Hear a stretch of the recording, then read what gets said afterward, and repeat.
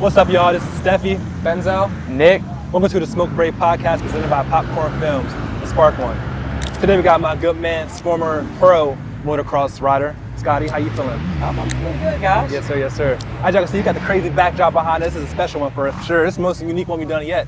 But we got my man right here, man. He's a unique rider, bro. You gotta check his Instagram out. We're gonna put it in the description. YouTube too. He just talking about his YouTube. Trying to get him hit 1,000 followers, so y'all can help with that as well. But first thing I want to talk about is, you mentioned this earlier. You've been on Nitro Circus. I haven't been. Not Nitro Circus, but you've been. Right, you rode with them, like, while in the case of. Yeah. Is that hard to get through, like in the case of? How'd you get that connection? Well, honestly, it's really just a connection with my good friend Greg Duffy.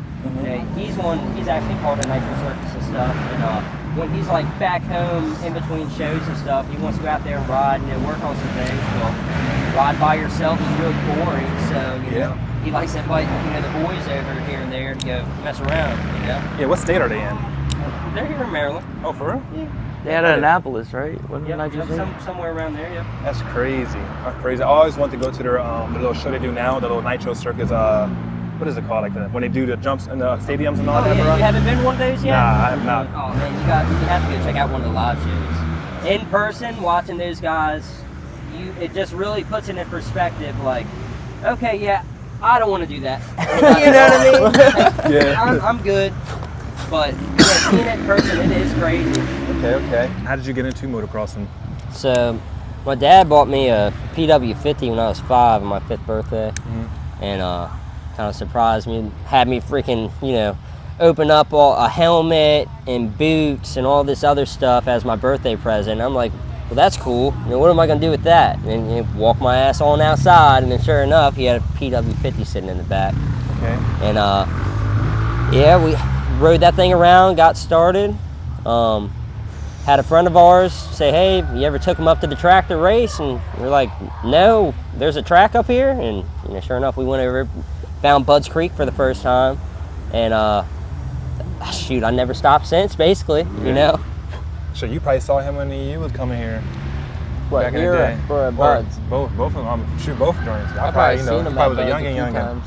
Yeah, he used to ride when he was youngster too. Yeah. Did you only do motorcycles? Or not motorcycles, dirt bikes, or did you do bikes too? I mean, same thing, you think? well, you're definitely gonna go ride bicycles around with the fellas. You know what I mean? Yeah, that's true. So, and my house was kind of like a good hangout spot for us on bicycles. The neighborhood kids or whatever. Because I had a little hairy homeowner tractor, and we could actually build a jump pretty quick rather than buckets and shovels. Yeah. So, I mean, we come over there and everybody'd have fun, be building 20-foot jumps on their bicycles. Start from the mailbox, go as fast as you can, and send that motherfucker. Little Knievel. Yeah. That's great. So, was your dad was he riding as well, or he just thought one day he wanted to get you into riding? So he had dirt bikes and stuff, but I mean, he never raced them or anything like that, but I mean, he always loved riding, his bikes around and stuff like that. Mm-hmm. Yeah, he was telling me, the story he always tells me is like, hey, I broke my clutch cable, and he said I had to go out and cut, an acre and a half of grass with a scythe for that $12 clutch cable, So yeah, I'm happy that he didn't make me do that for a clutch cable, because I end up breaking shit a lot more often than what you would think. So, like shit. How long would it, like, I guess when you start riding, you say it was 5, right? Until you got to the point where you're like, okay, I can race. I could be competitive now, Well, I mean, we were racing, and I mean, it started off, my first race, I got like second to last, you know what I mean? I was just making it around the track is all it was. Mm-hmm. But, I mean, it doesn't take long before you just get tired of getting beat, so you kind of start riding a little bit harder, start, chasing after them guys a little bit more. And, I mean, once you win that first race, dopamine dripping. It's pretty nice, and you definitely want it again. Yeah. Yeah. So. You ever driven around Jimmy Paddock's? You ever had in White Plains? Nope, I haven't. It's like a dash in right here. It's like a light right here. But I always when I was younger with my friends, they would always ride back there, and he would take me on this dirt bike and four wheeler. They have dirt bike and four wheeler, but you ride back there, it opens up to like a whole basically a whole little track. It's not Yeah. supposed to be there a track, but it's a track type Oh, yeah. line. No, I it mean, just- I used to do that stuff early on, you know, on that Pete Up 50, you know. We would go and we'd find a gravel pit, you know, close by the house, and we'd go ride it. But like in Callaway, it's a Wise food store. Well, before it was a Food Line, and before it was built, you just had this big pile of dirt out there because they're getting ready to build that Food Line. Oh man, we used to go out there and ride on that freaking dirt pile up until that day where we were riding it and cops pulled up in there, and he never taught me nothing about, you know, what happens when that goes on. So my dumb ass stopped. Oh, I'm man. 5, dude. I'm 5. Right. And then sure enough, you know, my dad got to come out the woods like, yup, you know. And so it's kind of like the last time we did that. But once you start racing and stuff, if you want to get better at that, you can't really be riding, you know, out the power lines and think you're really doing anything for yourself anymore. Yeah. You really got to start going to the tracks. You know, you don't have no big 90-foot jumps, you know, on the power lines. Well, maybe some. There's some spots for some big girls. I do, but still. Yeah. You ever ridden before? Sometimes just like. You had that little mini chopper. Yeah, oh, mini bike, like a. Oh yeah, the old 212 brakes and cc Predator Stratton. missile. Yeah, dude. Engine. That was fast. That was sketchy. Yeah, It was yeah, sketchy it as shit, was wobbly as fuck, bro. Hey, I'll tell you, it don't matter what you ride though, dude. 2 wheels is 2 wheels. When you get on that thing and you crack that throttle and you start driving, we all feel the same thing. You know what I mean? Right. Yeah. It's addicting. You good at wheelies? I mess with them a little bit, but I'll be honest, there's probably not too many motocross racers that are really that good at wheelies. But you can put a 40-yard rut in front of them with bumps in it, and they can go through it third pin. You know what I mean? So That's true. it's just different sides to it. You know what I mean? Right. Yeah. I never thought about that because I guess, you know, when you're racing, you're trying to get the speed as in wheelie. I mean, you get speed as wheelies, but you're trying to, like, I guess, Oh yeah. freestyle the bike type. You got to vibe. think, like, the only thing you really have to watch out for would be like a pothole or something like that if you're on the road, or if you're doing it in the grass, it'd be a hole in the grass or something like that, throw you off your balance. So I'll tell you right now, dude, them boys that pull that wheelie up and they take them freaking hands off the bars and they're just holding that thing, Oh, no. I don't know how the hell y'all doing that They shit, dancing dude. on the seat while they wheeling. Going Yeah. down the fucking highway too. Oh yeah. That's so crazy. bro. Yeah, that shit looks sweet though. I ain't gonna lie, but man, Meek Mill and his crew be doing all that stuff. Man. Oh yeah. No, I mean, you gotta think, a lot of those boys in the city, you know, they don't have, well, one, a lot of them don't have a truck to move that bike around and go places. Okay, and then 2, if you get home, you had a bad day, you want to go rip your bike, you don't want to load that thing up and freaking go out there. And they have no track that they can really go to either. You know what I mean? So, I mean, what would you do? The boys want to ride. You know what I mean? Now, do you think a city should have tracks for a rider? Because obviously, you know, you're gonna have someone that has a hobby of wanting to ride a motorcycle inside of the city or dirt bike inside of the city. So, do you think a city should have a slot for those type of people? I think so. I mean, yeah, I absolutely. I mean, why can't they? I mean, look, the boys just want an open parking lot, really. They want to go mess around, you know, and just, you know, that's all they want to do. They got They just plenty want of they just lots. want to ride, dude. Yeah. And they do. They got plenty of freaking space down there to say, all right, look, you guys can ride right here. Y'all can do whatever the heck you want, and that would move a lot of freaking people to, you know, get off the streets. Guaranteed. 100%. Man, we're gonna go to the spot. You know what I mean? Right. Yeah. That'd be tough. That would be tough. It would. It'd be cool, and I think it would help them out a lot. You know? Yeah. So you riding on a dirt bike, do you see yourself when you're like 50, 60 years old on a chopper? Or do you still from like, think it's different? I'm not doing the street bike thing. Well, one, my wife won't let me get a street bike. Okay, Bree will not let me buy a street bike. She's made that very clear, and I think it's more so just because she sees what I do out there. She thinks I'm gonna do the same on the street. Yeah. But I'm gonna tell you right now, I really don't like messing around on the street. The dirt, hey, it's hard. You're gonna take a good hit. You might break a bone. Sometimes you only get one chance on concrete. Right. You know what I mean? That one oops could be your last oops. Right. And Be your man, life. I'd rather learn my lessons out here than out there. So yeah, I'm probably not going to get a street bike. I can't really see myself getting a Harley. Yeah. I might stay in the dirt till I'm freaking 70 though. I'll be honest. Sick.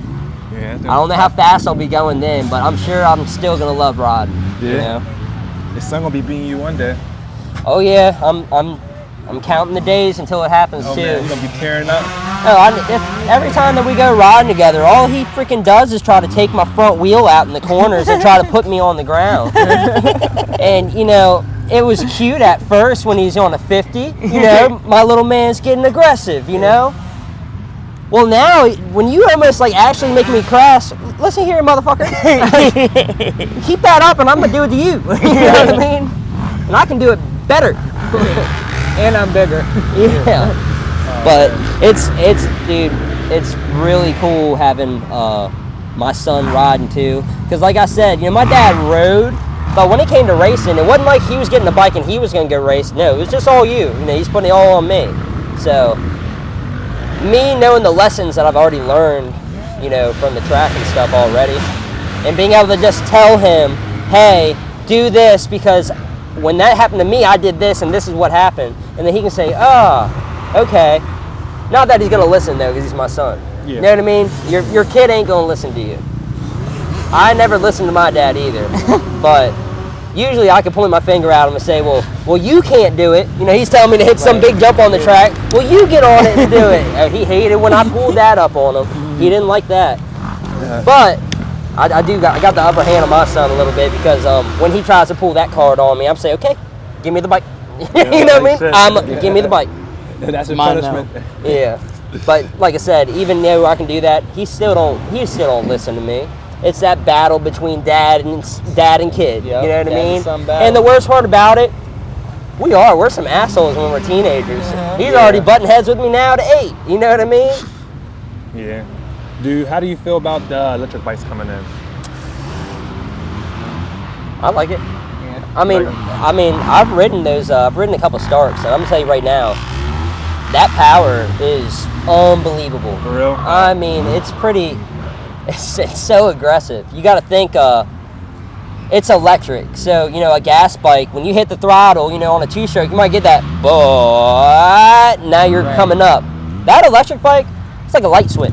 Right. It's not a throttle. It's you turn it on and you turn it off because it's there. You know what I mean? Right. Takes off. So I do like them. I think it's cool. The only thing that I wish they would try to add on to that thing is some type of a clutch for it, because if you get whiskey throttle on an electric bike, that's like when you get thrown to the back of the bike and your hand twists that gas and you can't stop it. That's whiskey throttle. If you have a clutch, you pull that clutch in and then that thing can't do nothing, shuts it down. But they don't have it. It's just an open bar. So that's like my main concern with the electric bikes. Yeah. You know, I think they should probably try to incorporate a clutch in there for safety reasons, Right. I would say. Yeah. But yeah, I love them. Are they heavier or? They seem to be lighter is what it feels like to me. Yeah. So it's like having a 450 engine in a 125 frame bike, which Yeah. you know feels like a bicycle, but with all kinds of power. Which I'll tell you, I've been watching them guys on them electric bikes throwing their whips off those metal ramps. Oh yeah, man. Dude, I think that electric bike unlocks a level of that whip that you cannot get on a gas bike. Because it's so light. So It's crazy. I have been thinking about wanting to get. I just want to see how it does whip. You know what I mean? Because I've been seeing these crazy videos of these Right. guys out there throwing phenomenal whips.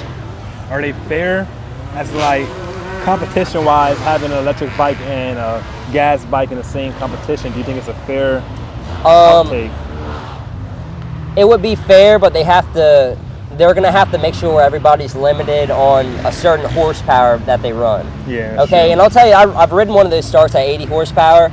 It's at 80 horsepower, it's almost unusable. Right. It's so violent, it's almost unusable. So, for perspective, I got on, it was Ryder's buddy's dad's Stark, okay, John Fuhr. He let me ride at Buzz, and I was just out there in the parking lot, you know what I mean? So I wanted to see, you know, how it run. He let me ride it like 62 horse or something like that, and I rode around. It was fast, you know. There's no shifter, there's no clutch. It's just you ask for it and you go. Okay? So he was like, oh, come back. I'm gonna put it at 80 now. I'm like, all right, yeah, hey, put it at 80. So what I did was I got up on that thing just like I was gonna do a hole shot. Sat up forward, put my elbows up, leaned way over that thing. I cracked that gas. And I kid you not, the bike didn't even go forward at all, but the front wheel just went, Oh, man. I mean, straight up in the air, straight back down, and then I looked back and realized I didn't even move from where I sat. So it's kind of ridiculous, you know, the amount of power that they have. Yeah. So, yeah, I think they could put a limit on the horsepower, and you know, they could do it that way, or give them a class. Right.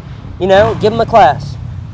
And I would like that too, because when it comes to like the amateur riders and the pro riders, like a factory pro, they got parts on that bike that you can't buy.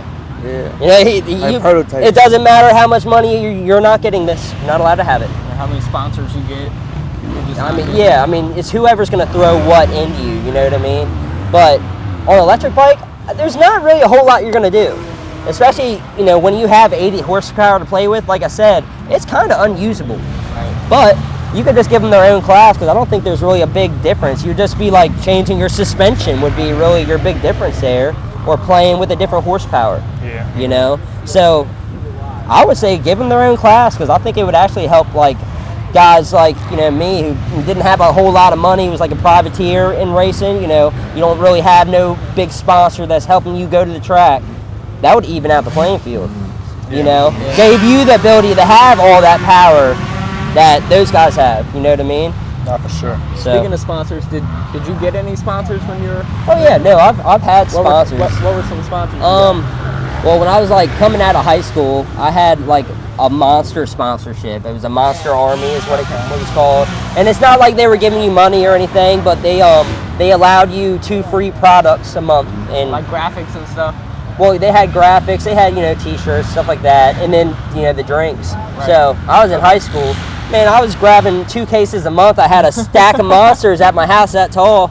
And, you know, damn well, I was taking them things to school in the book bag saying, hey, $4, I got them. You know what I mean? There you go. trying to turn it into money, because I needed money. You know what I mean? Right. To buy parts. Because I remember when I was younger and stuff, dude, I'd be out there counting change to get like, you know, $4 worth of gas so I can go ride for an hour. Right. You know what I mean?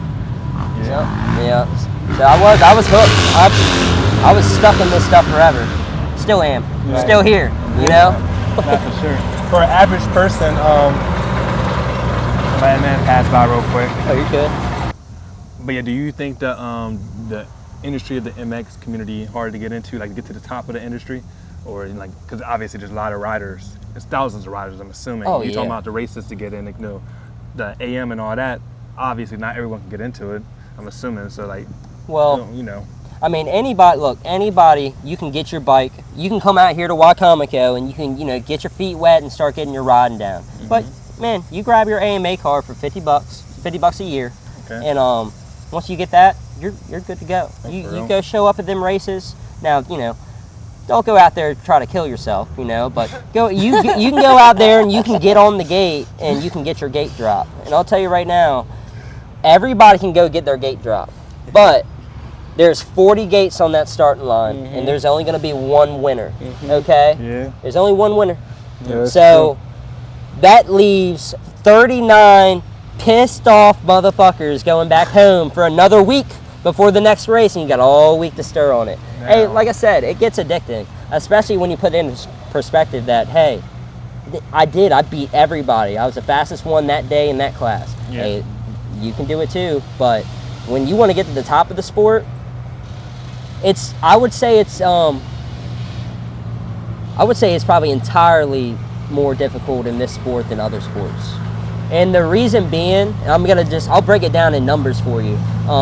So I don't know a whole lot about football, but I know you get like, isn't there like 30 people you got to have on the team just so you can, like, you got offense, defense, and all that stuff. You have 30 guys that are on that one team. Okay, and how many teams are there? Like, 32, I think. 32. Oh, really? That much? There's 53 man rosters. This helps my point. Check this stuff out. So there's 30 people on that team who are getting paid to be on that team times those 32 teams. Okay, I'm gonna say realistically in motocross and supercross racing, because the top of motocross and supercross are the same guys anyway. Yeah. You know what I mean? They're just fast as crap. There's probably only 20 guys out of both classes that can say, I'm not going to have to work again because of the money I made in this sport. It's crazy. Okay? Everybody else, you're going to go do your race and you're going to get, you're going to get that good feeling in your chest for being this and that, but you're going to have to take that, forget about it and go get a job. And you're going to have to do the 9-to-5 thing. You know what I mean?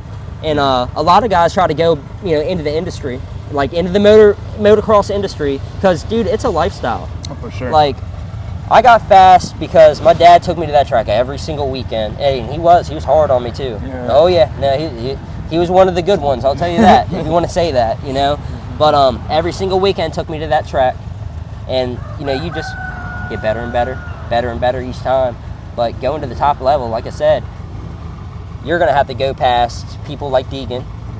Like, so Deegan's dad, Brian Deegan, freestyle legend, and he's won a supercross race. So already a great racer, and then what he did with freestyle and the Metal Militia and all that stuff, he did make some connections and this and that. And so, yeah, hey, Hayden's gonna be able to have like this nice bike and stuff like that. And yeah, he might have like the cool trick motor parts to make it a little bit faster and this and that. At the end of the day, like I said, when that gate drops, he still has to beat those 39 guys. Yeah. 100%. And I'll tell you, the reason why I like motocross so much is when I was growing up, we didn't really have a lot. Dad put it all into racing, but we didn't have the trick motors and the trick this and the trick that. But he expected me to be right there running with everybody with the trick this and the trick that. And when I found out, man, motocross really comes down to heart. Yeah. I mean, you can put that right in the back of your head and you can still fight all the way to the end against these guys and you can win. Right.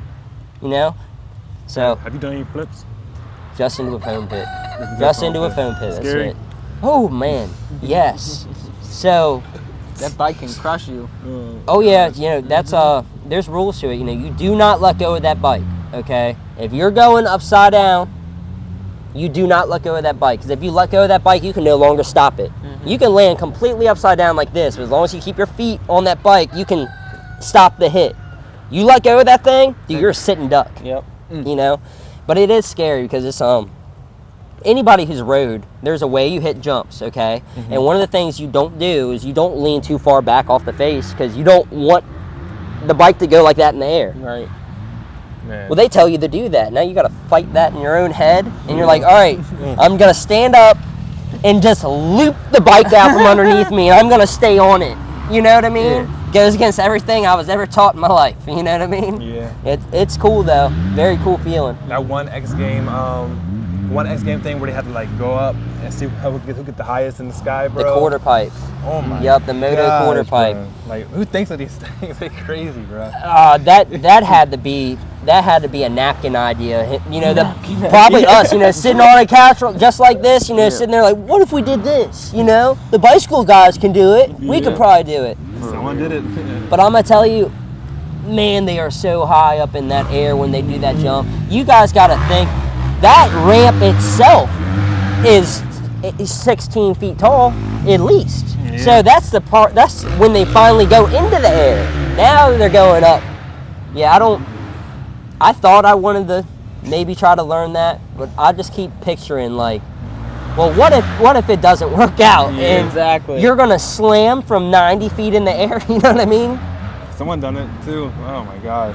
Yeah, yeah. The risk and reward on that, I don't know. You know what I mean? Content creators too. Is there a lot of content creators around y'all industry? I'm assuming they're probably making a lot of money as well. The YouTubers probably going crazy with the money. Yeah. I'm gonna say. Probably, the YouTube's where the money. YouTube and TikTok, I think, is where the money's at. Yeah, I follow a dude. What's his name? Like Alex. I can't tell you his name, but he's crazy at Willie. Like he'll like hit a jump, land a jump, and Axel. hit into Axel. Yeah, bro. Axel Hodges, bruh. dude. Man. I don't know how the hell you guys have downloads, bro. I almost can't even say nothing to that just because I'm right there with you. I don't understand, dude. Like, and his big jumps he hit it too. Like, that's the crazy part. You guys should check out. He had a video. I think it was his Real Moto is what they called it, and it's like you and your rider and your cameraman. You go out and you do like just your own video of whatever the hell you want moto related.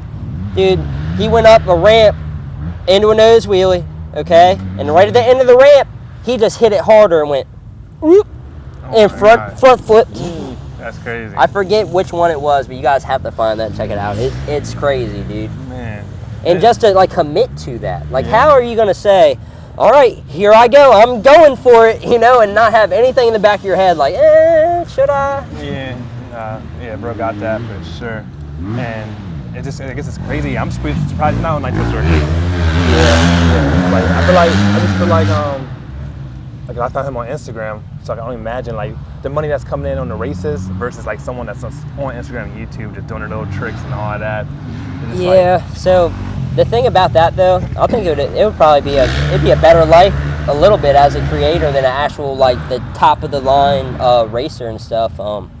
Dude, the stuff that those guys have to go through, it's just like the training, and then the traveling. So like, say this, Budds Creek just happened, 2 weeks ago, and those guys just came from Pennsylvania. Well, that's being nice to them. That's only like 4 hours to come over here this next one. That's true. Some of these guys be going Texas to Cali, back to Florida, and all this stuff right there in 1 week's time. Mm-hmm. And it's just so they can go back and put wheels in the dirt again before you have to leave and go and do your race again, So it does. Their bodies go through, a lot of stuff, and that's not even talking about the injuries. Yeah. You wanna see somebody ragdoll, and it's just crazy how these guys will get up, and not only get up, but get up and then be looking for their bike. You know what I mean? Like, not even get up and get off the track. They get up and they're like, "Where's my bike?" You know what I mean? Where's my baby? I got a saying, or it's not really my saying. It's just the motocross saying, but it's most other sports when you watch them, you got guys that will pretend they're hurt. Motocross racers pretend they're okay. Like, you know what I mean? We'll be broken. We're gonna pretend we're fine and try to get back on that bike and go some more.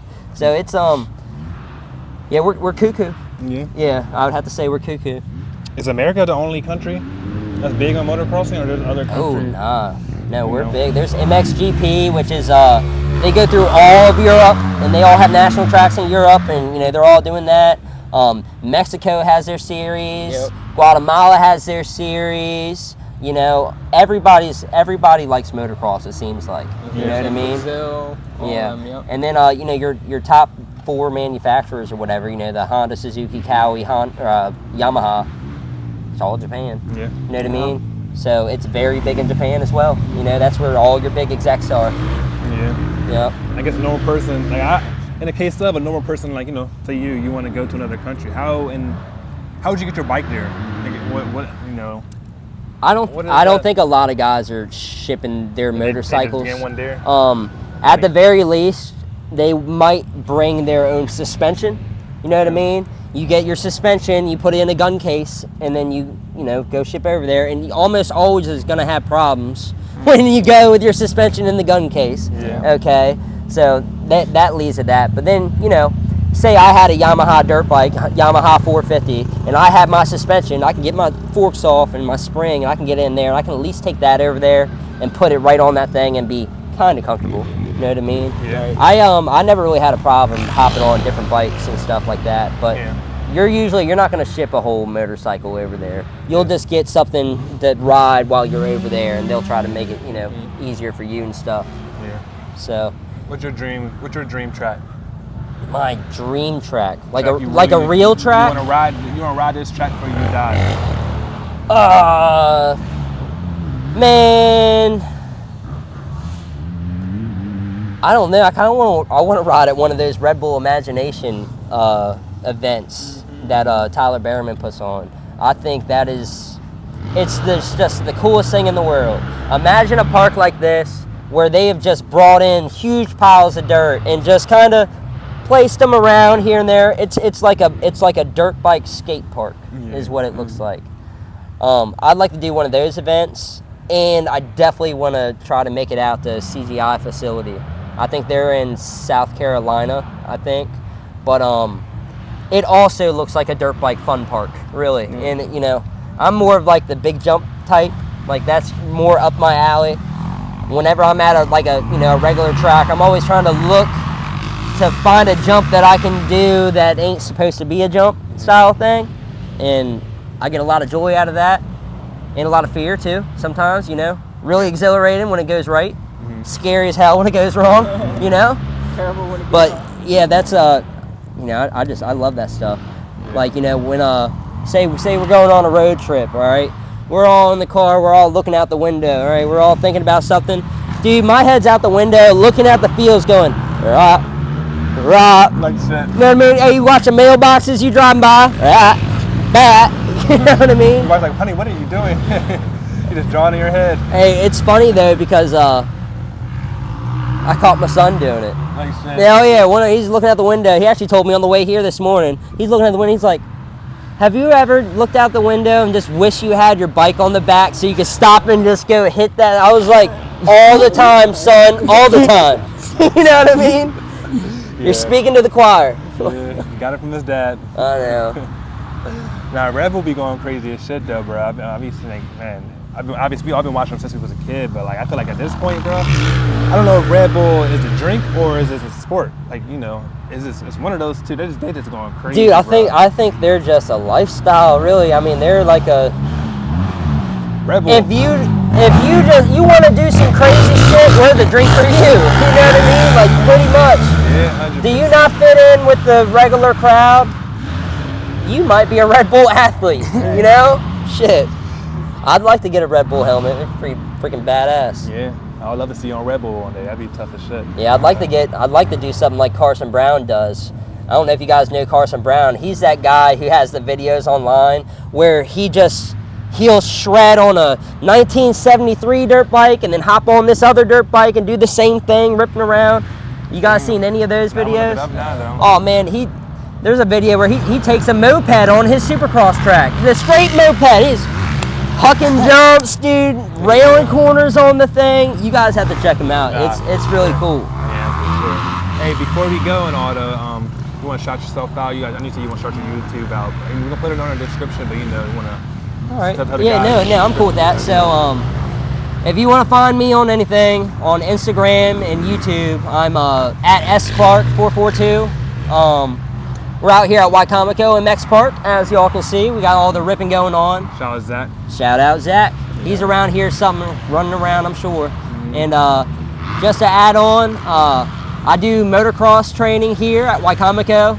You can schedule some one-on-one sessions for $100 an hour, and I also hold a group class that I do Tuesday afternoons and Thursday afternoons. Tuesday afternoons is the big bike class where it's like 125cc to 450, and then the little bike class, it's more of a 65 to like super mini style class, but I do those up here, and I do believe we are about to switch our hours. We're going to start doing a 5 to 7 class now the school started and stuff like that. A little harder to have people, you know, get out here by 4. So I think we're going to do a 5 to 7 for $100 an hour as well. So if you're interested in that, ask one of the guys up front at Wycomico here, or like I said, you can check me out on Instagram or YouTube, and you can hit me up there.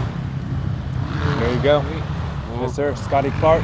It was a good smoke break I had with Absolutely, you, bro. fellas. I appreciate it. Big Appreciate the time, stories man. you told us, bro. You know. Oh, I got plenty more, unfortunately. Yeah. You know what I mean? We only scratched the That's all I did. surface. Yeah. But other than that, it was a good smoke break. We out this joint.